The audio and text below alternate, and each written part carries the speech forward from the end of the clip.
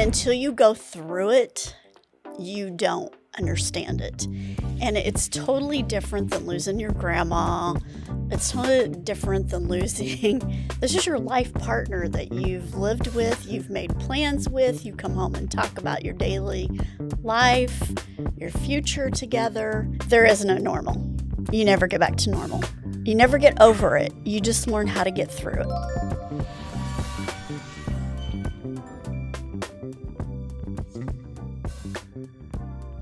Hi, and welcome to another episode of Radiant Conversations. Today's subject takes a very kind of shock and awe, and a little bit deeper and emotional. But it's something that maybe you think you're prepared, but I think today, after this podcast, you'll find out you're not. And that is becoming a widow. One moment your spouse is here, the next day they're not. And where do you go from there, and where does it start? Our special guest today is someone, I'm very sorry, that has went through that exact thing. She had a wonderful husband. We've read up about him, the information you had sent. His name was Kevin. He just sounds like a great guy. Can you tell us just a little bit about Kevin? Oh my. He was very personable, very friendly. Never met a stranger. I can go through his phone right now and you just swipe. He would sit on somebody next to an airplane. They would tell him his whole story. People trusted him. He was just charismatic. He was the life of the party. As soon as he walked in the room, everybody You could tell by the pictures. Yeah, Yes. everybody gravitated to him. Yeah. So Kim, again, I can't even imagine, and I'm not going to try to imagine what you've had to go through. There are a lot of different losses in life. Mm-hmm. Yours was very quick, very tragic. No time for anything at all. No time for preparing or planning at all. Tell me a little bit about that. You know, we discussed a little bit, but you're very good at speaking. Just the initial shock. Yeah. I'm sure there's brain fog and... Oh, yes.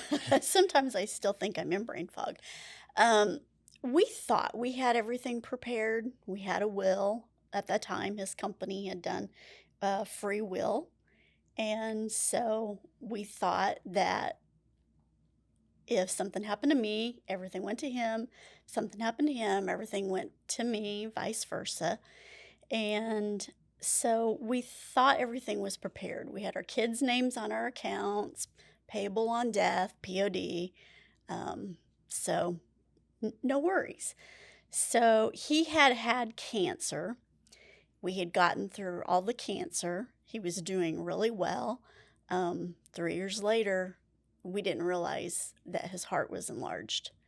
So the morning of his death, he got up, same thing he always does, went to work, worked all day, went and actually paid a speeding ticket because that was part of him.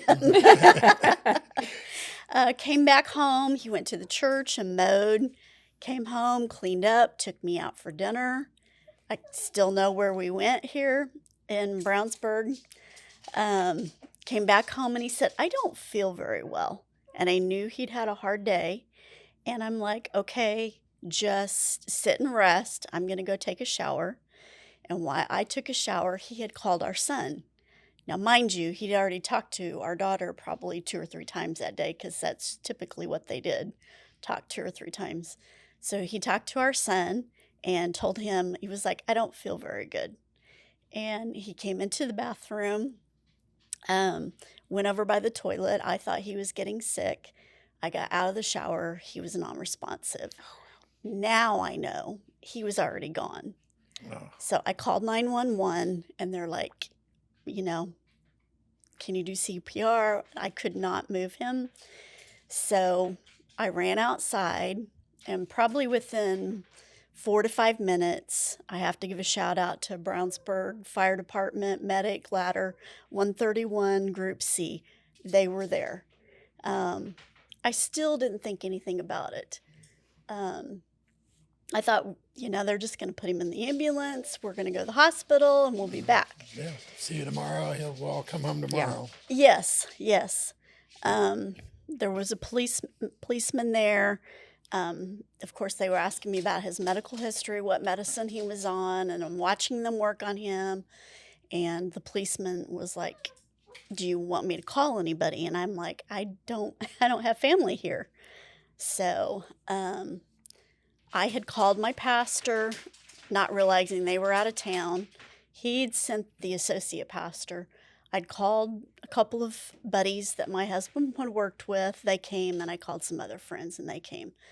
And so we're all just standing there.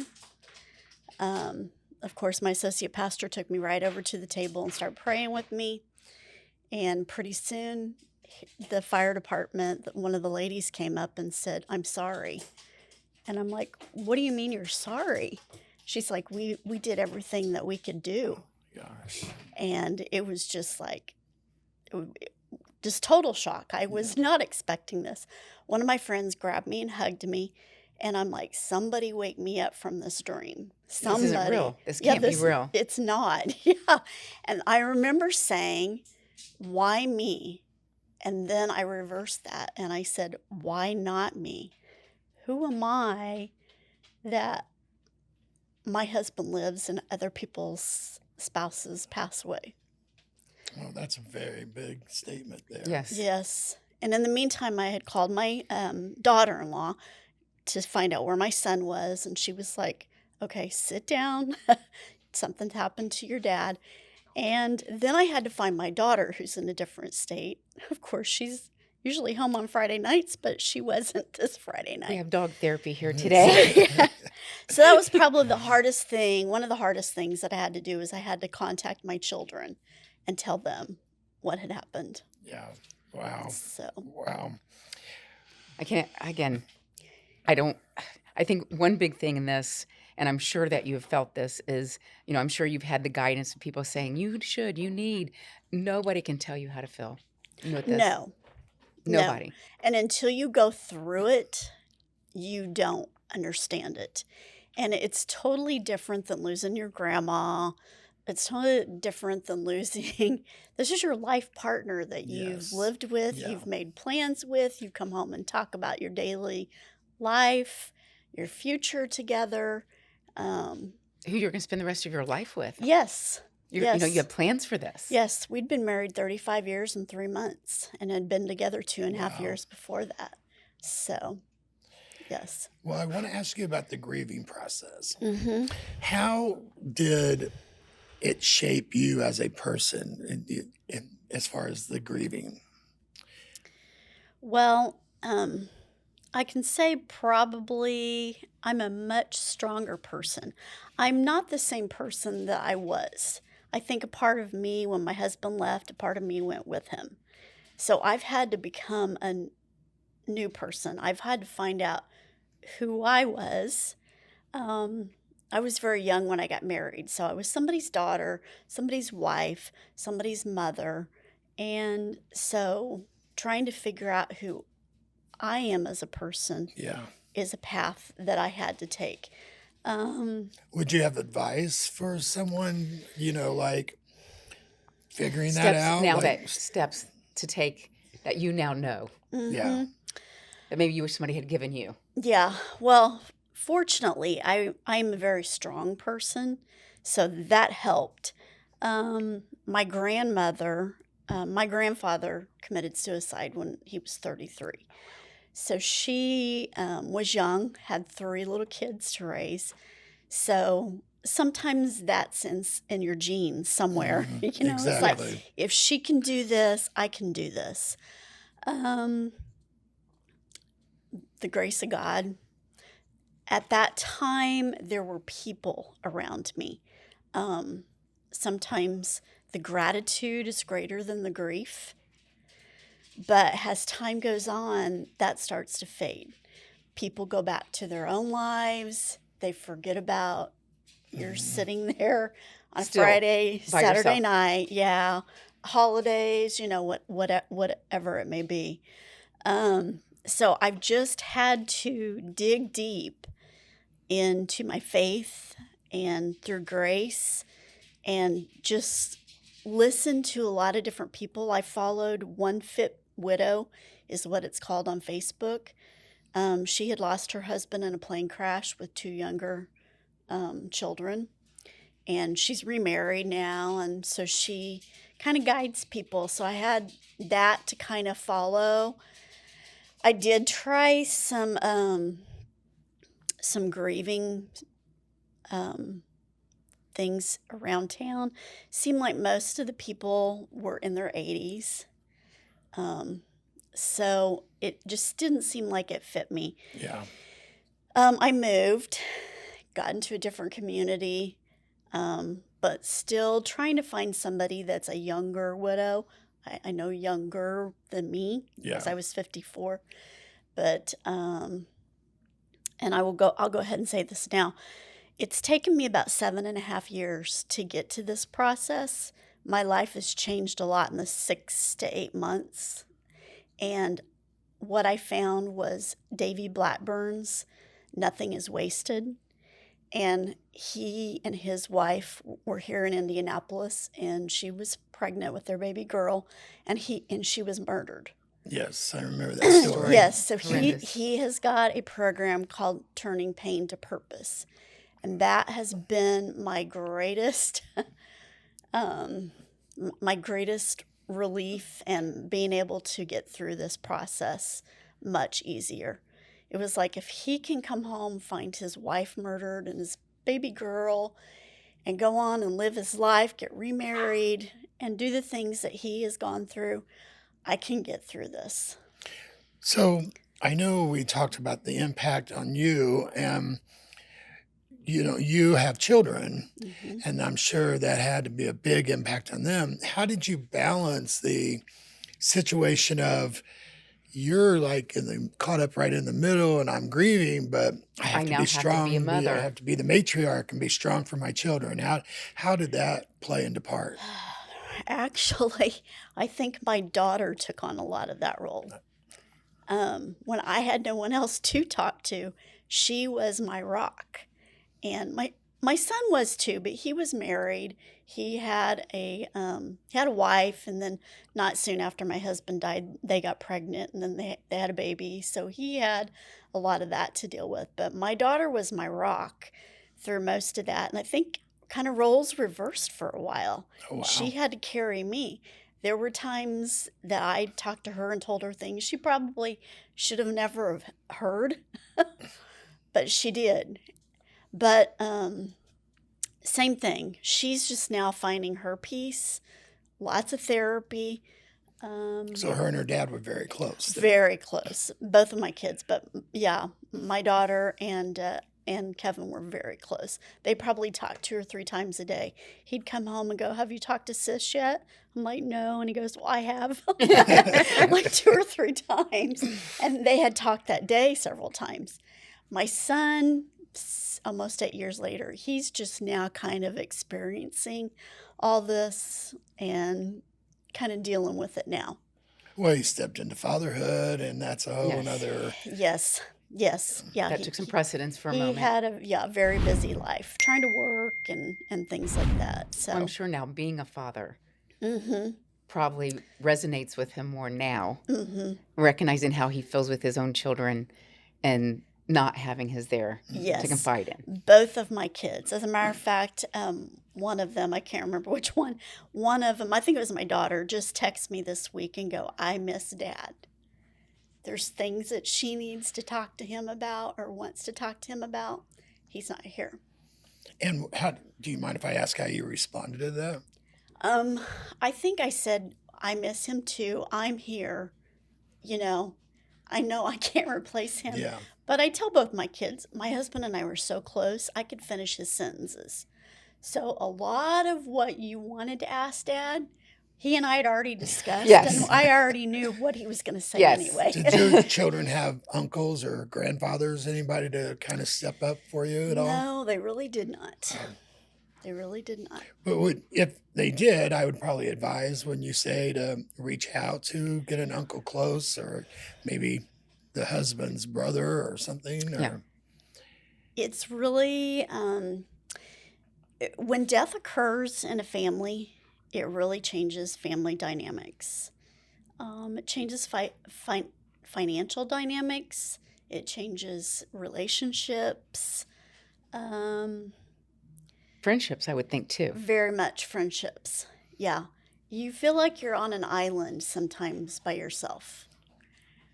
Meaning, So, can you kind of expand on that a little bit? Did they, I'm sure you're not going to use the word abandon, or maybe you would, I'm not no, sure, but I could probably say abandoned. really? Yes. Wow. Do you think it's because they didn't know how to interact with you at that moment? Like it was better to hide from you than face the emotions that they knew that they were going to have to go through with you? Not that they didn't mind, but Sometimes it's just like, just sweep it under the rug, it'll go away. yeah, it'll just, You know, that's how the generation was, 50s, 60s, 70s. Just sweep it Yeah. under the rug, it'll go away. Sometimes it's power plays in families. So, yeah.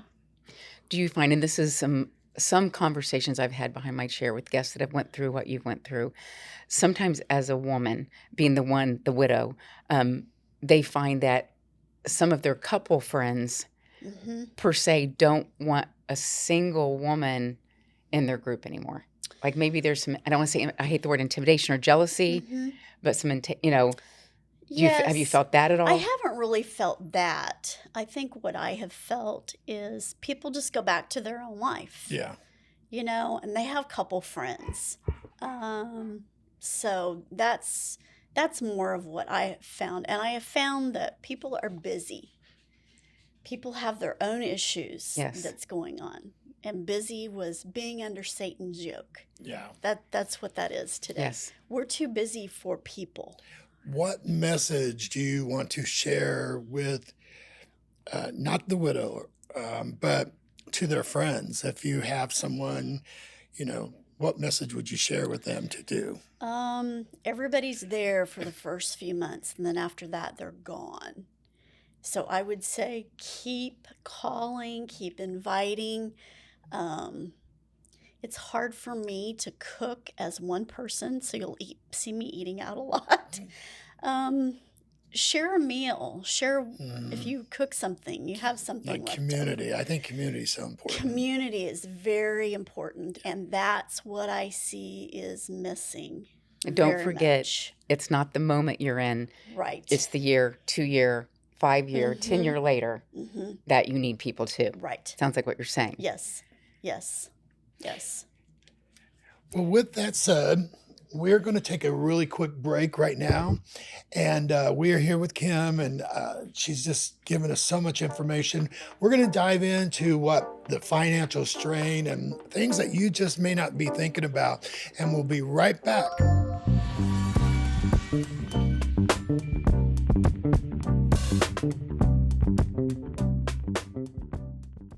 I guess I'm ready to step out of my comfort zone. That is the attitude to take going into a makeup. This is what we like to hear. It's a beautiful color. Her friends are going to be shocked. Brands that you recommend? Use box haircut. I really like it. Surprised she let you cut that much of her hair off. She's always looked good. This is a transformation and she looks great. It's different, but I love it. I mean, she's so pretty anyways, but it's amazing. I mean, you did amazing.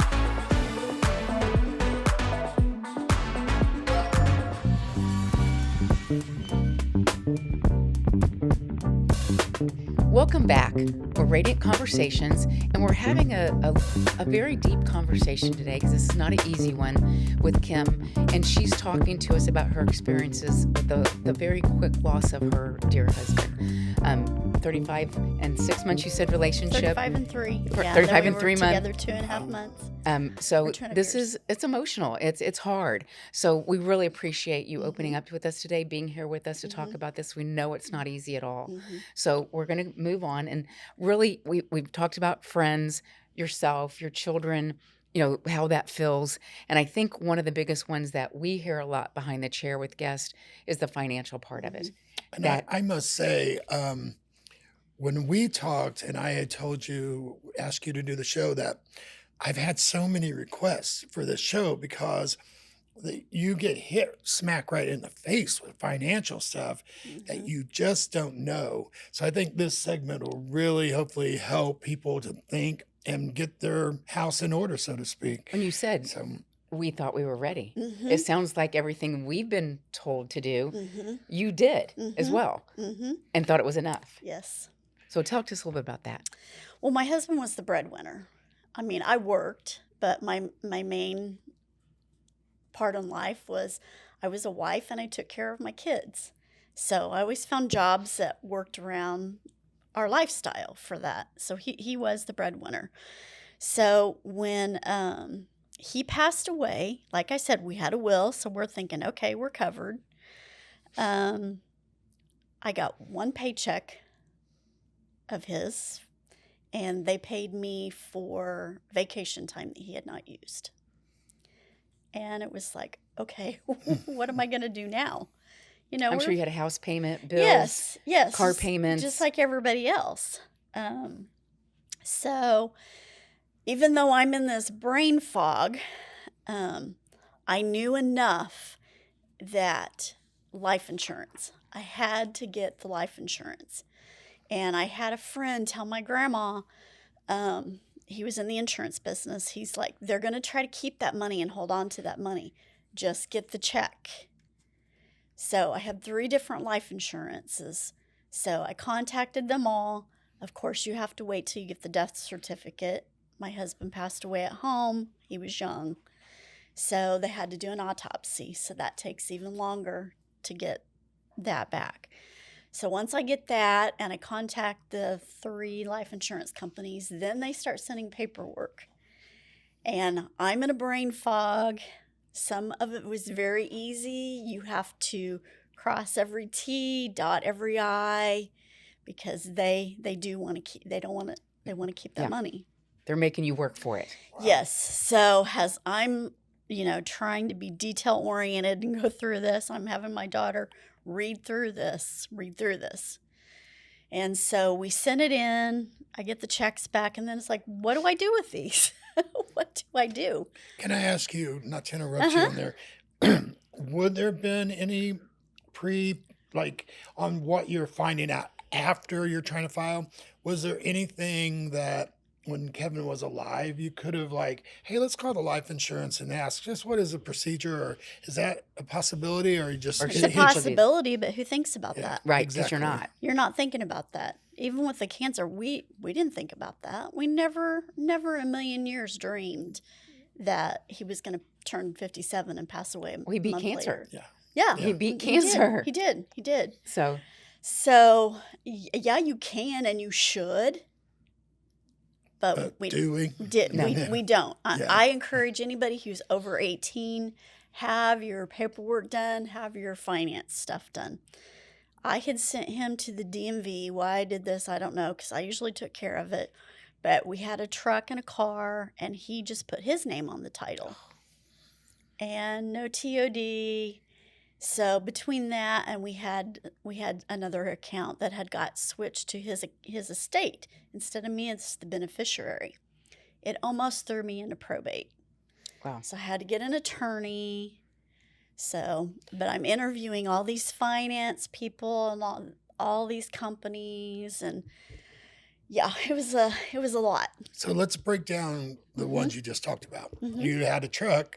Mhm. It was not in your name. How did you handle that? What happened? What was the procedure? Well, I had to take a copy of the will and the death certificate to the BMV, and they had to ask me. And at that time, anything over 50,000 in the state of Indiana, every state is different. Anything over that would have had to have been probated. So thank goodness the truck, the car, and this whatever we had, the investment was under 50,000. But I still had to get an attorney Yeah. to kind of help me guide me through all this. I know people that don't have a will, and if something happens, it has to go through probate. That house, that car, that whatever is not theirs. Have you heard when it enters probate, what the time frame generally for people that enter probate is? Sometimes it's 6 months to 12 months. And it's Wow. made public. You have to get an attorney. Now, 2 years after he passed away, I left Indiana and went to Tennessee. Tennessee's laws are totally different down there. If you have property, it has to be in a trust. Even if you have a will, it will still go to probate. So In a trust, it will not go to it probate. will not go in Yeah. a trust. But I think will trusts are becoming very popular just across the board, you know, to do. To protect yourself from your kids from probate. Yes. So, So when you go through this, so you've dealt with the life insurance, you realize that's a pain in the rear end, and then now, so you guys did not have a trust at all, but We you had had a the will. will. You had the will, which used to be said that's all you need. The POD, the pay on death, so that if you lose a mate, that was typical what everybody tells you to do. That way everything gets handed over to the person that's left. So, what would you say now, knowing what you've been through, the trust, it's a process. We're looking into this now. It's a process. It is a process, It is a process. but well worth it. Yes. with that said, what do you wish you would have known about? Let's just start with the wills. What is the one thing you wish you would have known? Well, I wish we'd have known more about payable on death. I thought we did. But actually, we put our kids' names on our accounts. We didn't do a POD, pay on death, which I found out later on is really a big no-no, because if one of them were to have an accident, They can come after those assets. yes, or vice Oh, versa. wow. Yes. So I immediately took the kids' names off the account, made them POD or whatever, put them in the trust once I got a trust. But there's so many, and this is maybe where you want to get an attorney. Everybody Yeah, says get an exactly. attorney for these A things. good to- attorney. Yeah. Yes. To not make a There's mistake. a lot of them. Yes, not reputable. yes, yeah. Yes. And I think I already touched on, in our will, we didn't have it. There's so much social media and everything's online. I didn't have his passwords. I didn't know what he was on. I didn't know what he was doing. A year later, I get information in the mail from a retirement thing that he'd switched over. I had no clue. There was just enough residual money in there. Would that tie back into the will in some way or another? Yeah, that I had the will and the death certificate. Could you would you include a line in the will that says release? I think off camera we talked about your friend, or maybe it was you, that had a iPad or something and they couldn't get in it. And Yeah, there they was still cannot. They Yeah, still cannot they get in cannot it. get into it. No, Wow. no. She mean, did so many not know his things. password. She's taken it to Apple. Yeah, they cannot not get into it. Would it change? Would the will have changed anything? If that is in a will or trust, yeah, and they're putting that in there now because this is happening. That Yeah. electronic, you have a beneficiary who can get into your electronic devices. We've had a guest that she lost her husband. It was to cancer, and they were fairly young. And he literally, because she didn't have his password to his social media, and somebody hacked his account and still has it to this day. She can't get his pictures off of it, nothing Right. at all. Right. And that's just, it's what you've already been through, and then someone's raping your memories. Yes. Basically, they're taking from you something that should be yours. And it's unbelievable that people would do that, but they do. They take advantage. Yes. So what do you wish you would have known about beneficiary destination, or like the beneficiaries that are on? Now, I had heard this horrible statement that there was a client whose husband had passed away, and I think they had been married 10 or 15 years. He passed, and she came to find out the ex-wife was still the beneficiary on his account because they were set up during that time, and he, Had just not changed You it. just don't think about those policies when you're. Yes, those are things that you need to check every now and then because we did have an account that got switched over to his estate instead of me as the beneficiary. How it happened, I don't know. I have a friend that just passed away not too long ago, and he really hadn't checked up on his will and whatever he had going on. So there's things that he had designated then that he did not want designated now. Yeah, And so exactly. it's probably really too late. Yeah. Well, I would say we kind of covered this in the Medicare podcast too, when our guest had said, never say yes on the phone. Because with AI and new technology and everything that's out there, if you just say yes, they've recorded your voice, your whole life can change because of that. So I think that's important, what you're saying on top of this. It's, it's scary. It's very scary because your brain, you can't even deal with your grief, let alone everything you have to go through. Well, there's just so many laws, and it's like, I know sometimes every now and then the insurance man and probably my financial guy's probably like, oh man, she asking this question again. But I'm trying to stay on top of this because if something happens to me, if and when, I want this to be seamless for my children. Yes, exactly. Not go through what you've gone through at this point. Yeah. Yes. And I'm sure, like our daughter, we've tried to sit down with her and say, you need to know what we have. I don't want to talk about that. I don't want to think about that. Well, then I'm going to leave you a portfolio and you have to figure it out on your own. Yeah. One of these days. Yeah. Yeah. Now, what about life insurance? Are there, do you want to up your life insurance? Like, because I know that you're losing his income permanently. Do you take a look at life insurance policies? Would you recommend, taking a look about really financially, what's it going to cost me to live, and what I'm going to need, whether for him to live or you to live, or The best thing I can say is find a very good financial advisor, which we had not. And so that's what I did. I interviewed many, many, many financial advisors. A lot of them took care of finances, but they did not take care of taxes. So they couldn't answer tax questions. So that's what I found. And so I kind of leave it up to him. He's the professional in that. So he handled. Why that one? Just over the tax issue? Is that? Yes, that was the reason I did. Okay. Yeah. Yeah. Because if he was, like you said, he was the breadwinner.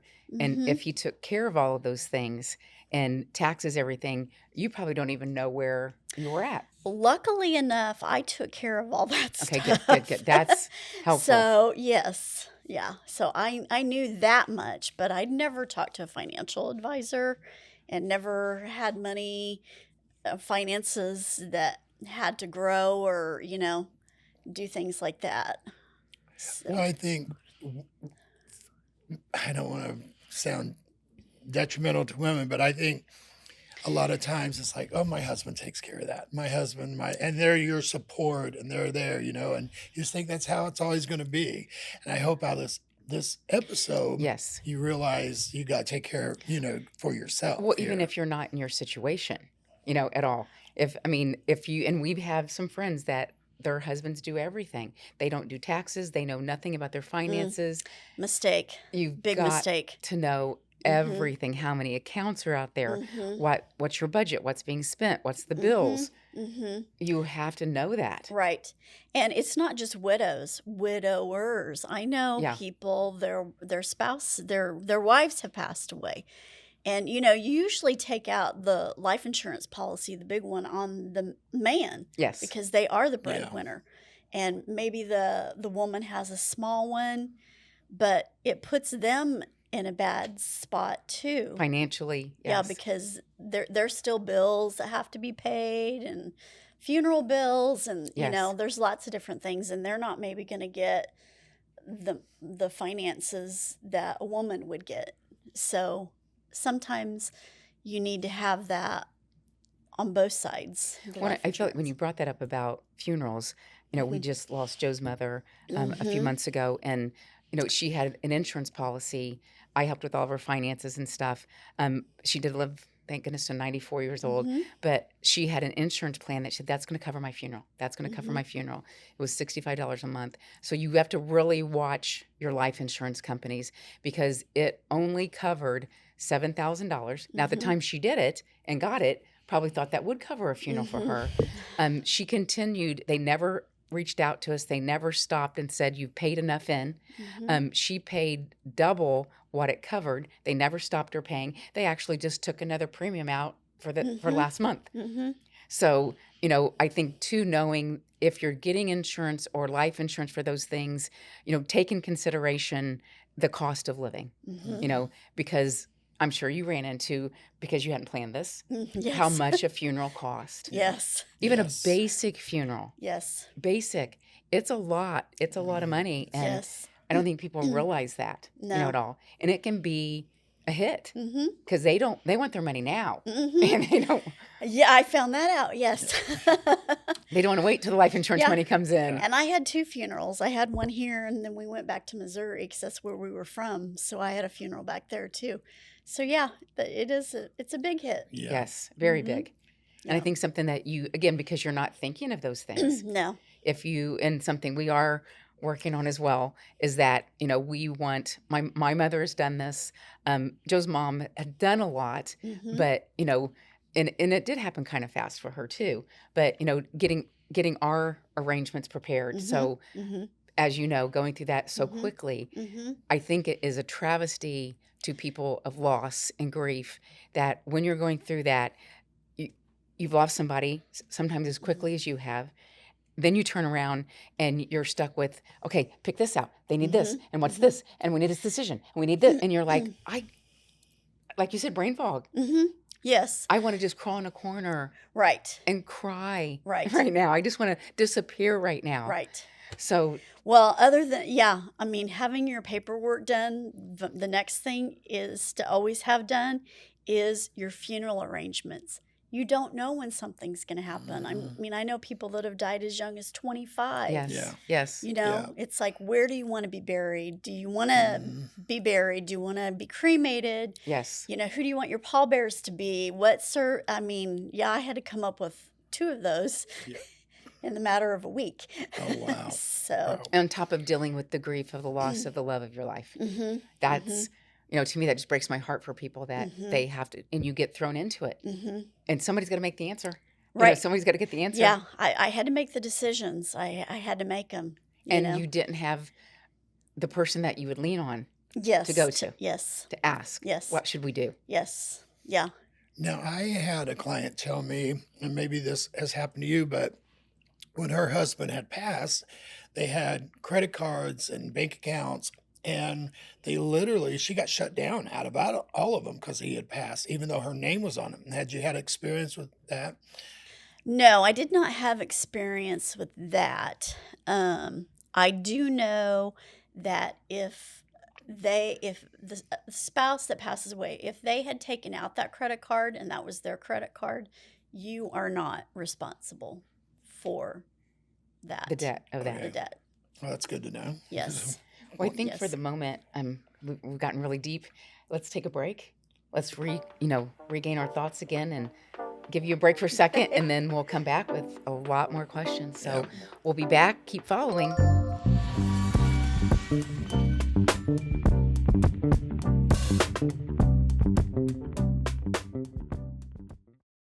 Now, my style is like pink hair, green hair, purple hair. Are you okay with that? I'm okay with that. I trust you. I love it. Here we go. We have a plan in mind. We're not telling you. You'll have to stay around to the end and see what it is. I love everything you guys did to her. That's beautiful. Like I told you, I couldn't recognize her because she's beautiful, but you guys added more things to her. It's beautiful. The color, the style, everything.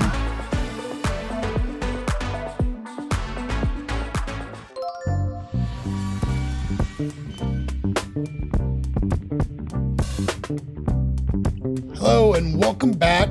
We are here on the set of Radiant Podcast, and we're speaking with Kim. Thank you, Kim, for being here today. I know this is a very emotional subject, and we're just sharing your information. Yeah, and sharing information. I want to do kind of a lightning round, and when I say lightning round, I want you as the audience to ask yourself these questions, and I'm going to ask Kim, and we'll just find out how prepared you are, and then maybe a little bit you can give us some insight. So I wanted to ask you first, and we touched on this a little bit about, but what logins did you have access and passwords did you have? I didn't. Not none. None. What were the ones that you needed that you didn't? Like, did you care about Facebook or social media or? He wasn't on any social media, so I didn't have to worry about that. I know our life insurance, I bet Shaun couldn't sign into it right now, especially my account, right? So, Yeah. No, I called the agents, and then I had to call, the heads of the life insurance companies. I did, I guess, have his password to his work, but of course that was shut off very quickly. So yeah, like his retirement and all that I didn't have passwords and access. Because he just turned 57. He was going to live to be 100. Exactly. Yes. What about the deeds? Deeds, I had all that. You had that? Yes. What about titles, car insurance? I had all that, but like I said, I didn't realize the 2 vehicles. He just put his name. Now, he knew the gal behind the counter, probably how many kids she had. Yeah, everything about her. About her. But he probably thought the same thing I did. If something happened to him, it was mine, and vice versa. So. And what about, we talked about insurance policy. Did you know where they were? Did you have a safe and all that? Yes. Okay. Yes. And then your tax returns, were those in a special place, or you knew how to get a hold of those? And yes, access to those? I always took care of taxes. He just signed. But I did not realize that I needed to do a final tax return for him. So I had to do like an estate. That's pretty common. That is a. I don't know that people really know. I mean, we did ours together, but I had to do an estate tax for him. And I don't know that a lot of people know that. No, I wouldn't have known that at all. Yeah. Now, that being said, and not to be cold-hearted, but did IRS charge money because it was his estate? Did they make him pay tax on that, or did you have to pay? No, penalized? I think, and I'm not really totally 100%. This is a tax question for the tax guy. I think it just cuts off. He's not going to be making any more money. There's not going to be any more money coming to him. That his estate is clear. Okay. So. Now, keeping that list going, what about his attorney? Did you know who his attorney was and who? No, we didn't have an attorney. Didn't have an attorney. Okay. Didn't need to. He's living to be 100. Yeah, we didn't need an attorney for anything. We'd gotten a free will from the company. So as I'm doing therapy, she's suggesting, go see this person, go see my financial person, go see this person. So I had to find these people. Did you know who his accountant was? And who he didn't have one. Didn't have it? I was it. She did the taxes. Oh, you did okay. She did the taxes. Yeah. She was the accountant. Yeah. Did you have a financial advisor? Not then. Not then. But you do now. We were still young. Yeah. I was 54. He just turned 57. We didn't need that. No. What about insurance agents? Did you know who was actually handled that? Yes, because I handled that. And then what about his employer itself? Like, did you have any contact with the employer, their HR department, or anything that was? Yes. As soon as he passed away, has been 8 years almost. So, yes, I was in touch with his supervisor. They got me in touch with everybody at headquarters, and they were great to work with. So anything I needed. And then his funeral and burial wishes. Did you know those? That's what I was going to ask. Did I know what? Did you know him? What his wishes were for his wishes were? Because he was living to be 100. You didn't need to know those things right now. I had our pastor one time gave us a book for Christmas, and it was the greatest gift that you can leave your family is your wishes for when you pass away. Again, do you want to be buried? Do you want to be cremated? Flowers, songs, whatever. I had my book. Everything. Yes. Yeah. I had my book filled out. I already had, this is where I want to be. This is where I want. This is what I want. He never said anything. So yeah. That's why you went with pink flowers. No. Yeah. But once he was gone and once I'm gone, it it doesn't matter. No, It's on the family. But again, I just want to make things easy for my children. Yes. So would you recommend, I think I know the answer, a binder? Yes. And then probably check it every couple years, maybe, if that's, Yes, there's a lot of good ones out there. I'm Dead. Now what? Yeah. There's a lot of good Oh, binders. that's a great I suggestion. just don't know that there's a binder. There might be to plan a funeral, but yeah, you need to have that all written down. So, kind of staying on topic, I don't know that Shaun would be able to work the VCR or the remote if I pass. Is this something that you experienced yourself? Yes, because I was not a techie person. He did all that. Plus, we had an old car. So I didn't ask questions, didn't pay attention. So I had to call somebody to come help me start it. And then my daughter was there and we're like, well, the battery needs to be charged. How do you charge the battery? I never paid attention. And thank goodness my daughter did at the time. She was like, oh, yeah, I remember Dad already had this wired so you can hook it right up. It's things you don't think about. It's No. really that, and that's what we really want you to get out of this episode is that these are things that you don't think about. Yes. You just assume it's always going to be done for you. And Yes, Yes. there'll be VCR time. will get turned There, on. and you keep saying VCR, you're aging us. We do Yes, not have a we don't VCR. have a VCR. We do not I own a mean just VCR. basic cable. Well, How just- do you get on YouTube? Well, yeah, just any of that. I had somebody recently say something to me about she had a friend looking for tires. And I'm like, well, we always use this company. And she's like, well, I never pay attention to that. That's boy stuff. And I'm like, it's Better boy now. stuff until Yeah, it's exactly. girl It's not. stuff. So it's not. And then you've definitely got to think about all this stuff. Yeah, Did I've got to think about oil changes now and, tire pressure and Yeah. things like that. I never had to think about in the It was taken past. care. It was done. It was for you. done. Yeah. Did you know the Wi-Fi password? Wi-Fi. The Wi-Fi for like an email. At Yeah, your we house, shared like it. if you had, Yeah. you had Oh, Wi- yes, yeah. yes. Yeah. I did know that. Luckily for us, it's on the bottom of ours. Put that in your book. I have a password book Yeah. that I now try to ask him his passwords so that they're in my book too. Yes. So I have a password book. You do not. But, just thinking about like old friends, and I think back, I'm like, oh, where's Kevin when you need him? Because he'd know Yeah. what the name of that person was Yeah. and things like that I don't remember anymore. So, A lot of widows will claim, or not claim, they say it's like basically paralysis of who to contact, what do I do? Who would be some people that you would put in there? Listen, you would have wished Kevin would have said, listen, Kim, if anything happens to me, you get a hold of John over at the bank, you get a hold of this guy here, this guy. Who are some of the people you would have put into your book? he had a lot of good work buddies, and I could still today, I could still call. He's got one. I mean, it's been almost 8 years. He still has one good work buddy, and he'll text me every now and then. You doing okay? You need anything? So I know that there's a lot of people out there that if I needed something, they would be there. Yeah. With that being said, I have contacted some people when I've needed help, and people aren't there. So, Oh, wow. yeah, you do get that at the funeral. If you need anything, just call me. It's a bad time to find out who your friends are. Yes. Yes. Yeah. Who your true friends are. Yes. Yes. And sometimes they're busy. So, I'm sorry. No, I've got a lot of questions I know. here. And I'm sure, just from the way you're talking, I can read your personality. You're not someone that's going to call and ask for help unless you No. really needed it.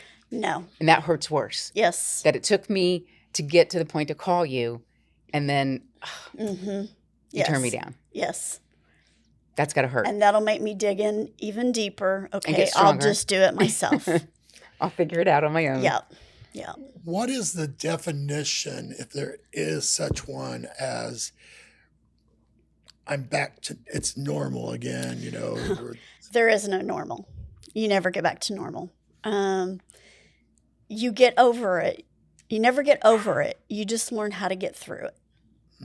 So, Yeah. yeah. And I'm on a lot of widows groups, a lot of widowers groups. You never get over it. You just learn how to get through it.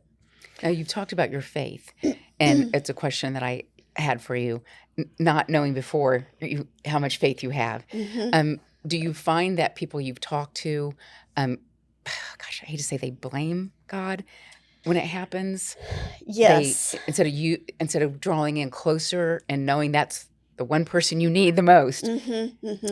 Yes, I am involved with a group. It's in the Carmel area, and it's called Never Alone. There is a widows group. There is a widowers group. There is nothing on the west side, which I'm hoping that maybe I can start something on the west side.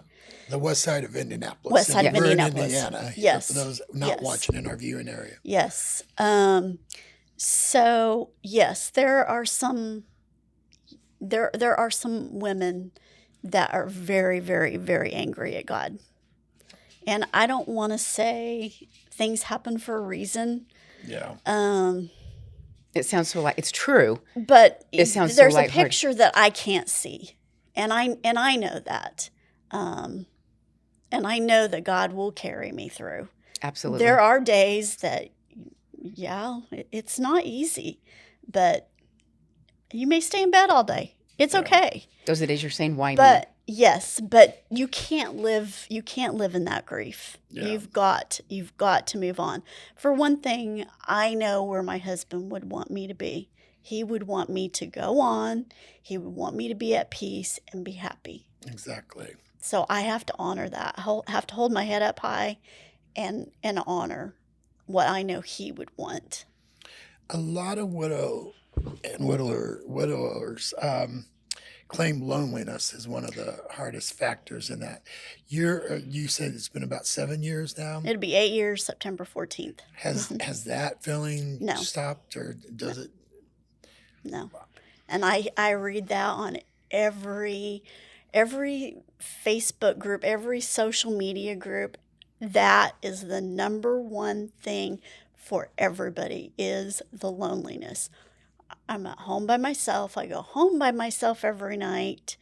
If I go on vacation, it's with my daughter, maybe a friend, it's just, you can be in a room full of people that love you, but you still feel lonely. Yeah.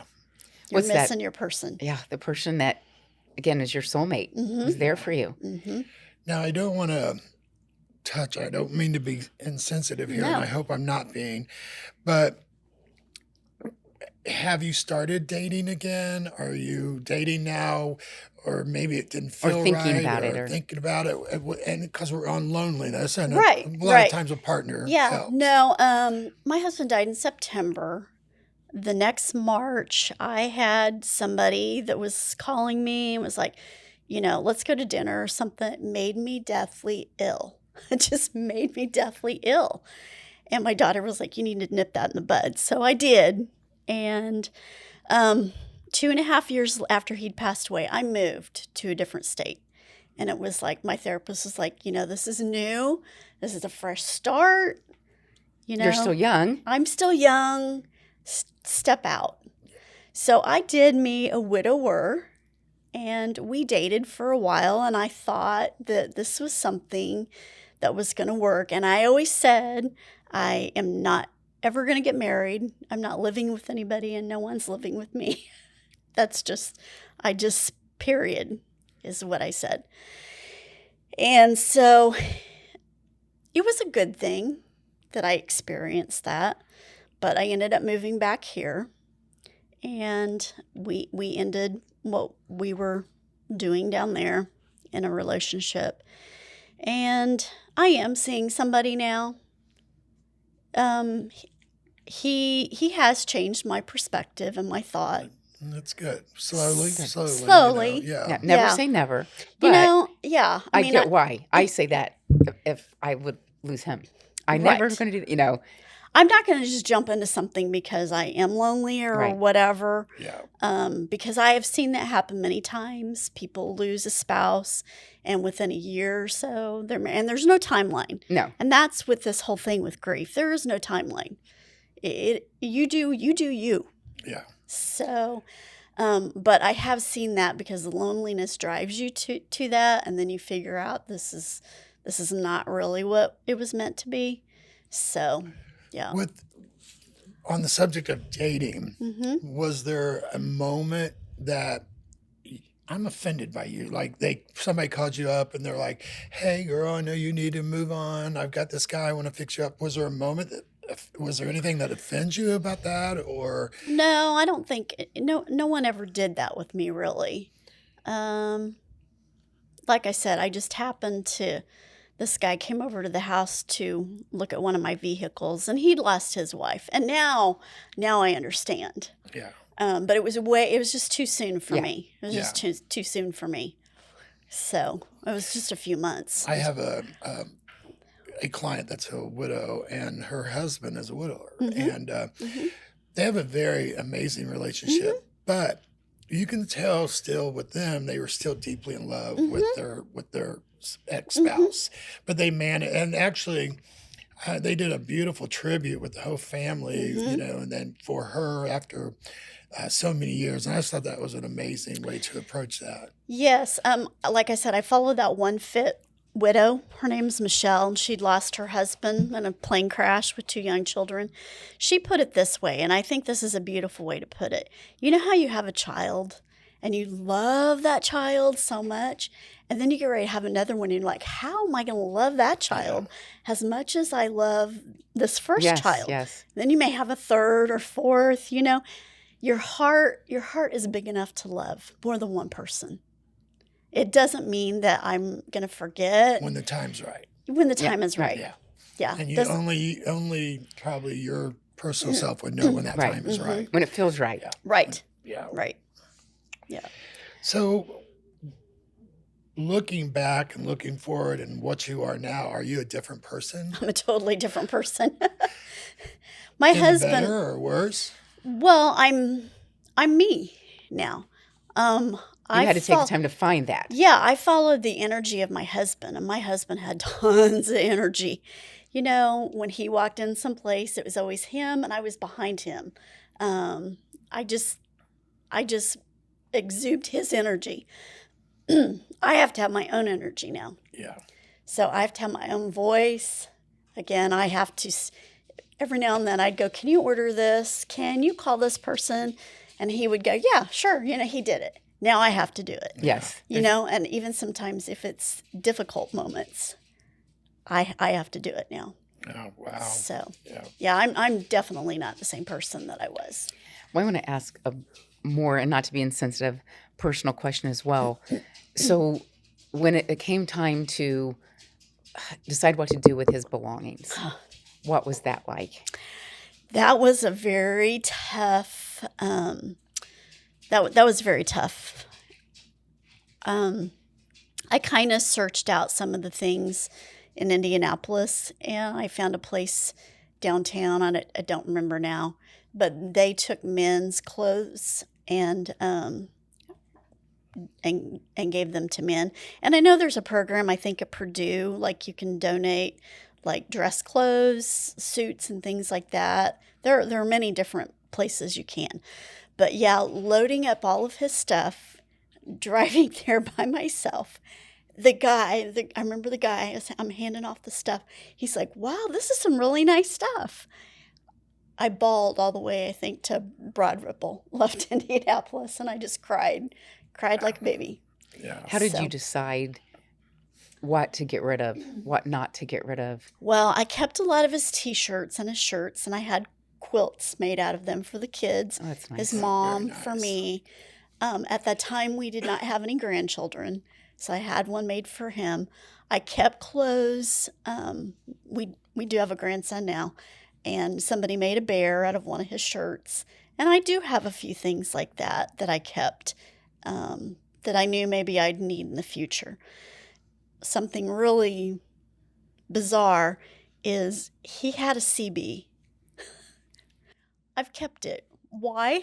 I do not know. Like 10-4 good buddy? Yes, yes. Yeah, I still remember his handle, and I remember us using it as we took vacations and trips. Well, it's memories. It's It's got some memories to it. Yeah, it's sitting in the garage. The kids can get rid of it someday. But it was like, why I've kept that, I do not know. But, I feel through with your faith as well. Sometimes when you laugh at that and think, why, maybe someday it'll come up where you have to have it and you'll go, I get it. I get it now. Kevin's up there watching over you. Yeah. God's watching over you. Yes. These breaks come so quickly. Do you have time to hold over for maybe just another little short sure. segment afterwards? Sure. All right. With that being said, we'll be right back with Radiant Conversations.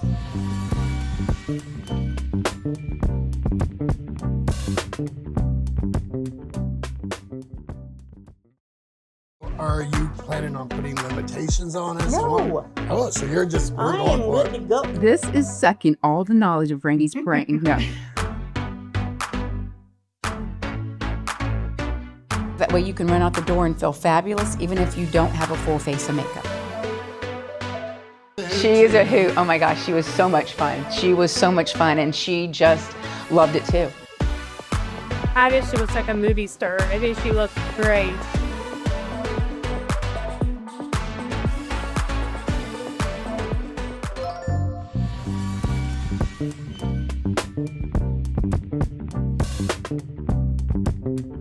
Welcome back. Thank you for staying with us through this segment, and we thank you so much, Kim, for being here. I know this has been hard, very hard. I can feel it from you. We want to kind of not finish up, but in this last part of the segment, more about you, more things about you. And, grief is not a one-size-fits-all, which is what I'm hearing from you. Mm-hmm. So let's go into how you, and I know it's been 8 years, will be 8 years. How did you get here today, where you are now? I mean, what steps did you take? You said therapy, things like that. Yes, my children. Well, we'll go back to my faith, my children, a lot of therapy. Dr. Phil has an on-site program. My kids bought me a half-day adventure I did in Tennessee. It's just been baby steps as I find things. You can't just learn everything at once because it'd be so overwhelming because you're overwhelmed as it is. Anyway. Yes, yeah. Just like I said, the one fit widow, just following other widows. But here today, I'm telling you, it was nothing is wasted. It was Davy Blackburn's Turning Your Pain to Purpose. Yeah, well, I really want to look into that. Yes, that has got me and where that's I am. Book or he has a book, Nothing is Wasted. You can read the book and read his story, but he has this course, Turning Your Pain to Purpose. He has a whole coaching staff all over everywhere. You can get connected with a coach that has walked in your shoes. I never talked to a therapist that had lost their husband suddenly. Yeah. And I got connected with somebody in Atlanta, Georgia. She had lost her husband suddenly. So she knows what I feel and what I'm going through. And I could relate to her. Yeah. But yeah, he's got a whole program.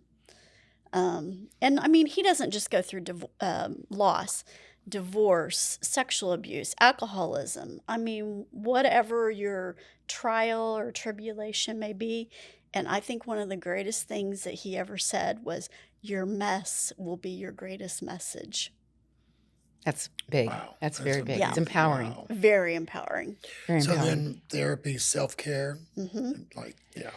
Yeah, like I said, there may be days you're in bed all day. It's okay. Because I know I've had some friends that call at 9 o'clock. Are you up yet? No, and I may not get up today either. Yeah. But it's okay. I can stay in that for a while. You just can't stay in it all the time. Right. You've got to get up. You have to move, and that's the one fit widow. You have to move. You have to exercise. You have to get out in the sunshine, walk, try to eat healthy. Yeah, every now and then I'm going to eat a pizza and cheeseburger, but I try my best to stay healthy, not only for me, but I have children Right.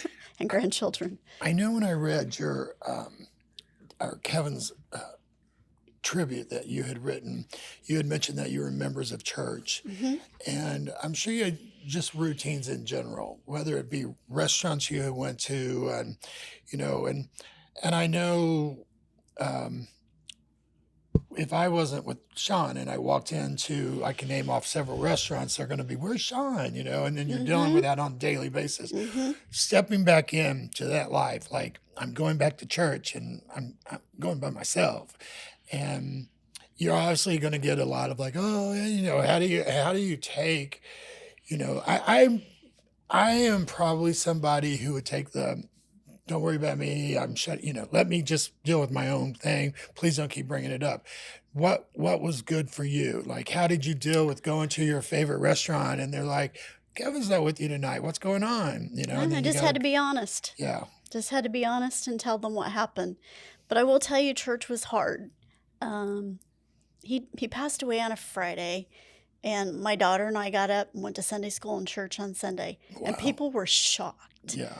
They were shocked, but that's where he would have been. That's what he would have done. Yes. After time. Did you cry? No, I don't think I did. Really? Wow. I was in such shock and brain fog Yeah. the first several months that all that comes later, I think. Yeah. But church was very hard after that because it was like, where do you sit? Because we usually sat in the same spot together, Oh, wow. Things you don't think of. Yeah, things that you don't think of. And then it just kind of gets back to the same old humdrum, and people are like, oh, she's good. Yeah. They see She's me. fine. Yeah, I put makeup on. I've gotten dressed. I'm strong. So I think they thought, she's good. She's good. I really wasn't. Well, Really like I said, wasn't. grief is not a one size fits all. And I think when you're a strong person like you are, people tend to say, okay, she doesn't need anything. Right. And I think, too, I hear with my guest behind the chair, don't judge somebody if they're not crying all the time. Don't judge somebody if you're not looking on their face and seeing the pain every day, because you're carrying it a different way. You're carrying it a different way.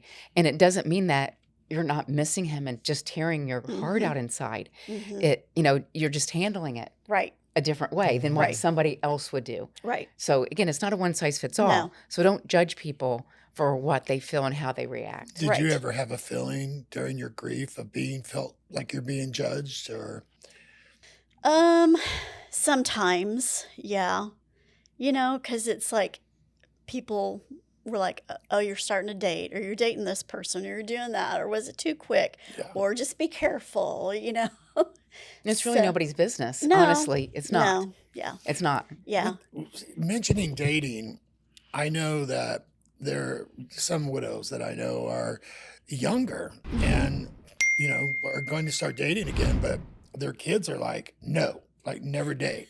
Like that, you're never dating anyone. I think they just think they're going to forever, you'll be by yourself. How do you feel about that? How would you respond to that? Or I have you think my dealt with daughter it? said over my dead body is what she said. Most kids don't deal with that really well. But I mean, that's all they know. They Right. knew that's their dad. I'm their mom. They saw us together for 35 years or however old they are.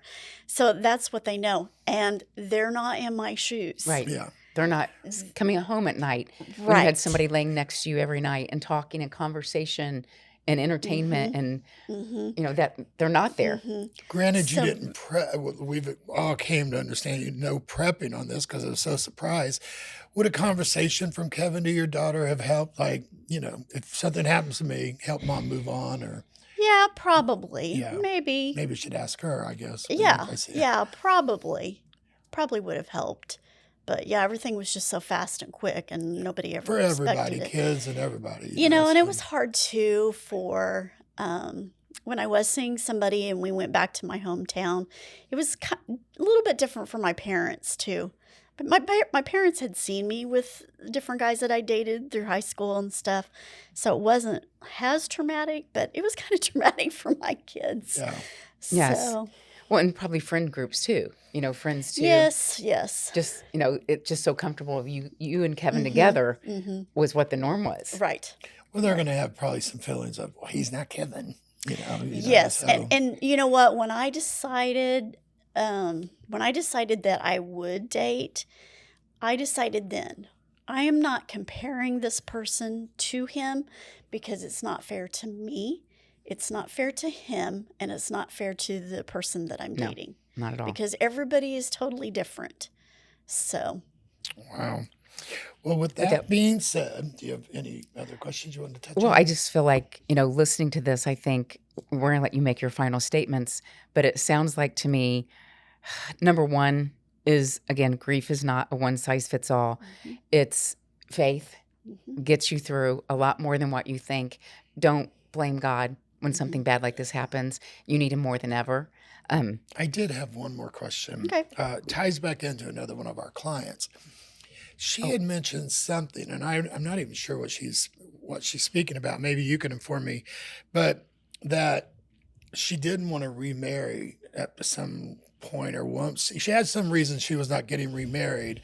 Do you know what she might have been speaking Because about? she would lose his pension, Yes. before 60, if she You- remarried before 60. Yes, that's what I was told because I was 54 when he passed away. And someone told me that if you remarry before you are 60, you will lose his Social Security.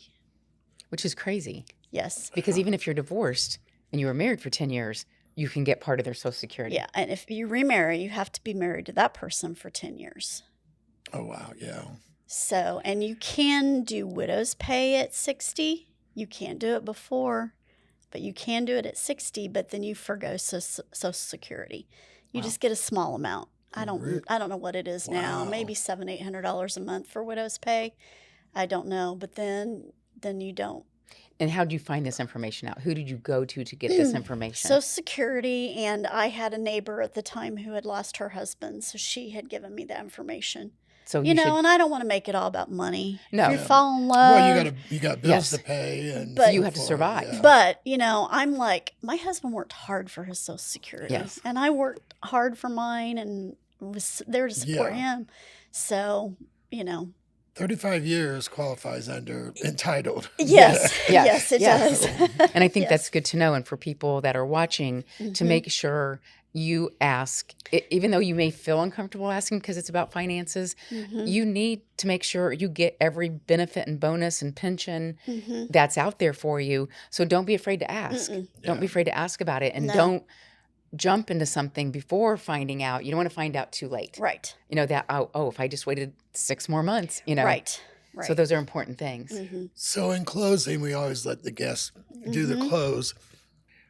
How would you close on just preparation, emotion, self-love, and so forth? I think first thing I would say is you need to have yourself right with the Lord.